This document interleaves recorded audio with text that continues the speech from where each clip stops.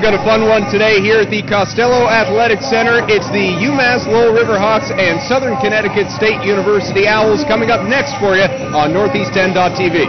The ball inside, just inside the free throw line, and up and under, able to bury it there with Sinead Bush. Back the other way will come Connecticut. Good ball movement there, as able to finish ultimately is Keisha Primo. Court Simmons, left side, good pass under the basket and barely kept in. Ultimately will fall, and we, just like that, have a little run here for Brianna Wilson and UMass. And at the end of one half between UMass Lowell and Southern Connecticut, the game controlled here by Connecticut, 17-14 right now. We need to take much better care of the ball. Some sloppy turnovers. Our defense has tightened up. It's been a lot better. We were really focusing on trying to get number 11 out of her rhythm, and I think we've done that. Our problem is we're not capitalizing on the turnovers and their bad shots. So we really need to work on our execution second half. Not to harp on it, but you came in riding a bit of a losing streak. Your team's been playing with a lot of energy, though. Yeah, they've still brought it in practice. They are still up. They are still hungry, and we just want to keep them going. I thought Camille Fantini came in off the bench and gave you great spark, gave you some punch, and made a three-pointer for you. Did some good things defensively. Comment on her play. Yeah, she does a great job for us coming off the bench because she gets steals, she rebounds, she creates for others, she has a three. She's the whole package, and it's just very fortunate to have her coming in and be the spark that she is today. Obviously, taking care of the basketball. Talk about what else you'll talk about with your team at halftime.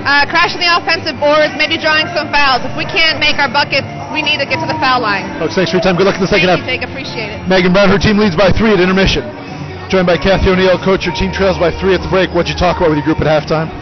We have to do a better job of taking care of the basketball. I thought we just way too many turnovers, too many forced shots. So try and be a little more patient on offense, move the ball a little bit. Bianca Simmons got a couple of good looks early. Didn't get either of those to go. How do you get her going in the second half? I think we have to move the ball. I think we got to get her the ball where, when she's open and she can do something with it. In terms of defensively, limit them to just 17 points, yet you trail by 3 at the break. I imagine defensively you're pretty happy with your effort. It was okay. I still think we need to do some things, tighten up some things on the defensive end also. Talk about defense. Any other keys you identify with your team that we do these things well will be successful in the second half? The biggest thing is take care of the ball. Okay. Thanks for your time, Coach. I appreciate it. Kathy O'Neill joining me. Her team trails by 3, but very much in the thick of this one. Carried back the other way. Worked in and quick shot up and able to get it to fall. There is Sylvania Moore. Open court, nice crossover, gets in the paint. Tough hanging leaner there from the junior in the paint. Had the ball lost, kept here by UMass. Worked in, fancy up and under, able to fall for Sinead Bushner. Long three-point attempt. That one front rim, but it'll climb over. How about that? Simmons to Bushner. Bushner with it. Works in. Splits the defense. Able to get the up and under. Kicked out. Wilson trying to take in. Out toward Bushner. Uncontested. Up and in. That's Little. Pushes the ball up the court. Up with the left hand. And that one will roll around. Won't fall. Rebound. Bushner. She'll try and get it to go. And that one well off the mark. Saved here, though, by Connecticut. Another attempt, and that one front-rimmed. Rebound by Pearson, able to get it to go. That's the sequence where you see Pearson saving it. Ye shall receive. Saving it. Lentz gets the miss. Then Pearson doesn't give up on the play. Hustles, goes back up with the right hand and scores. Ball forced away. Simmons, 1-on-2, works in, left hand up, and gets it to go off the glass. And that one will be long.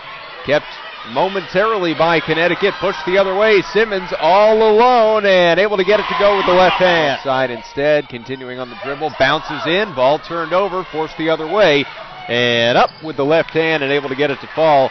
Sylvania Moore angling her way, goes left side, long three up, and that one will fall. Big shot.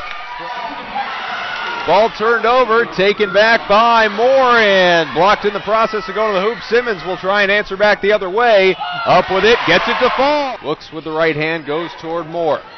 Shot clock down to 15. 23 seconds left in the game. Up with it, and a big three made by Keisha Primo. 7-game slide is over for Southern Connecticut. The Owls victorious over the Riverhawks today by a score of 42-38 here at the Costello Athletic Center in Lowell, Mass. Basically, I was open. I felt it, so I shot it. You came on off the bench in the first half, gave your team a very good spark. Continued in the second half. Felt like you had it going a little bit from watching on the sideline. What'd you do differently? Basically, I concentrated on my defense. I felt like our defense translated into offense, and I knew I had to work on that, so I just made it a point of emphasis. How big is this win for your team on the road today? It's big. We haven't won in a while. It feels good.